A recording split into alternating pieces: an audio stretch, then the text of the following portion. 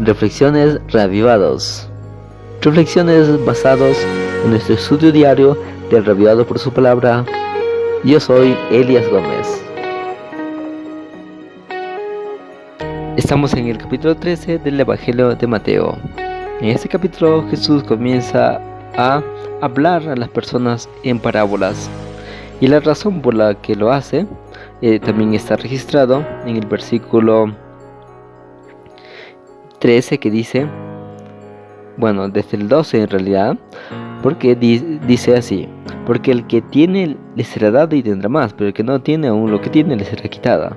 Por eso les hablo por medio de parábolas, porque ellos miran y no ven, escuchan y no oyen, ni entienden.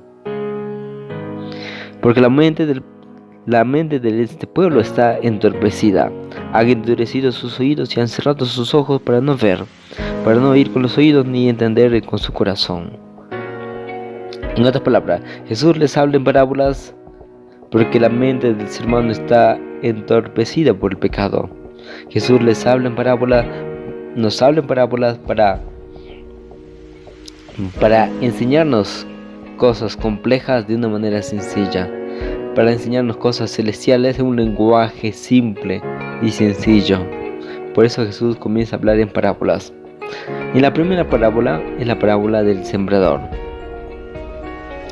Y Jesús mismo le explica, da la explicación de la parábola del sembrador, que dice que el sembrador es el evangelio, el que da el evangelio, y la tierra es el que recibe el evangelio, y la semilla es el mismo evangelio. Pero esto representa, en otras palabras, los campos representan a las distintas personas que existen en el mundo y que reciben la semilla del evangelio, pero sin embargo las circunstancias de la vida hacen que ese evangelio se pierda. Por ejemplo, verso 26, el que fue sembrado en pedregales es el que oye las palabras y en el acto las recibe con gozo, pero no tiene raíz y queda con corta duración.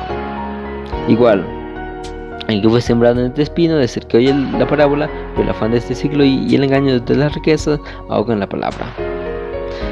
Cada uno de nosotros somos como un campo donde Dios envía el evangelio, y según el cómo está el campo, que es nuestro corazón, y cómo es que lo acepta el evangelio.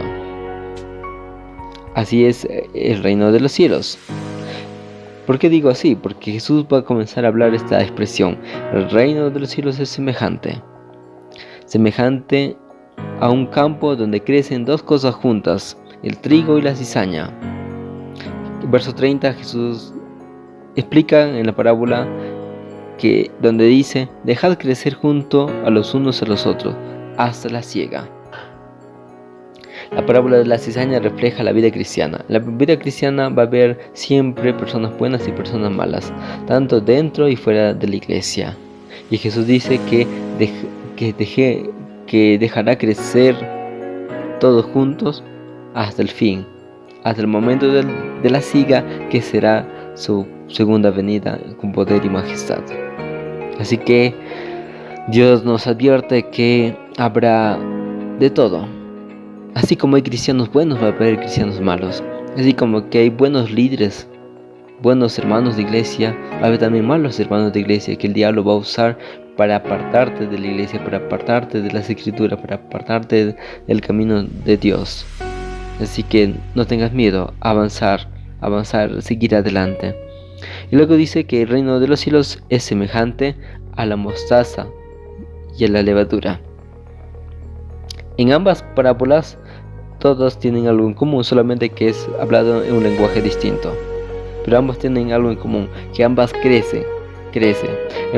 Al inicio el evangelio es algo imperceptible. Al inicio el evangelio es algo diminuto, que no se ve un cambio grande. Pero Dios va trabajando en tu corazón, va trabajando en nuestros corazones, y luego ese evangelio crece en nuestra vida y el resultado es tremendo. Así es el reino de los cielos. Y luego habla acerca sobre la parábola del tesoro escondido en un campo y la perla. Estas dos parábolas también tienen algo en común, de que ambas hablan de un tesoro, de algo precioso, valioso. Y en ambas habla de que el hombre, cuando encuentra ese tesoro precioso, hace lo posible para obtenerla, para tenerla. Por lo tanto, estas parábolas tienen una doble aplicación. Dios mismo dejando todo en el cielo para venir a la tierra para salvarnos a nosotros, sus piedras preciosas. Como también nos refleja que somos nosotros, que cuando encontremos el Evangelio, no dudemos, que seamos capaces de dejar todo prejuicio, todo un obstáculo, todo pecado que nos ate, al fin de poder obtener esa gema preciosa que es la salvación en Cristo Jesús. Luego habla otra parábola, verso 47, que dice: también el reino de los cielos es semejante a la red que se echa en el mar y se saca toda clase de peces, y cuando se sacan los peces se hace una especie de distribución, los peces buenos y los peces malos, los peces puros y los peces inmundos. Esto haciendo una referencia al tiempo del fin, cuando Cristo habría de venir por segunda vez, separará, tal igual como el trigo y la cizaña, separará los peces impuros y los peces puros. Y luego dice el versículo 52, que el reino de los cielos es semejante a un padre de familia que saca de su tesoro cosas nuevas y cosas viejas. Es decir, que el reino de los cielos está en la Santa Biblia, que hay que escarbar, hay que descubrir. Bueno, por lo tanto, cada parábola que Jesús estaba contando en aquel momento refleja una perspectiva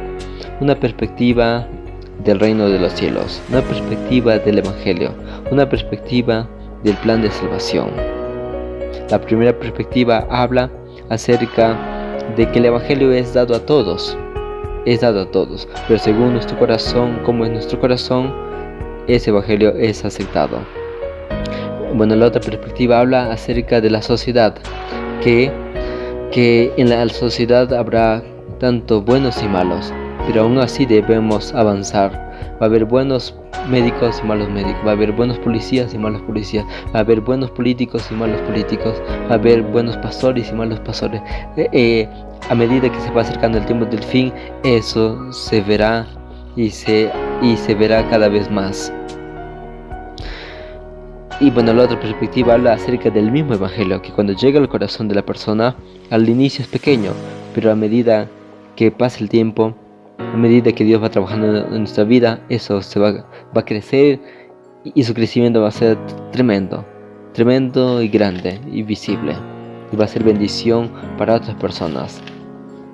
Bueno, la otra perspectiva habla del sacrificio que se hace para tener el Evangelio. El Evangelio es algo precioso, es algo maravilloso, pero para tenerlo hay que pagar el precio, arrepentirnos de nuestros pecados y obrar, seguir los pasos de Cristo. La otra perspectiva que nos menciona es de que el Evangelio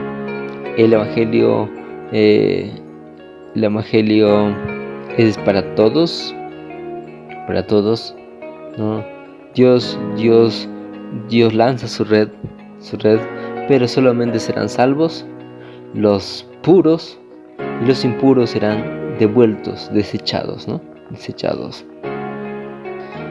Y bueno, el capítulo termina diciendo de que Jesús, después de contar las parábolas, se fue a su propia tierra y enseñar en las sinagogas. Pero lo curioso es que en su tierra no lo aceptaban, porque ellos tenían el prejuicio de que él era un carpintero, él era hijo de María, etc. Por eso Jesús dice que no hay profeta en su propia tierra, y no hizo allí muchos milagros debido a la incredulidad de ellos. ¿Por qué el capítulo termina diciendo esto? de que muchas veces no entendemos el reino de los cielos porque tenemos prejuicios, no entendemos las parábolas, no entendemos el mensaje porque tenemos preconceptos. Pero dejemos a un lado todo ello porque la salvación está a la puerta.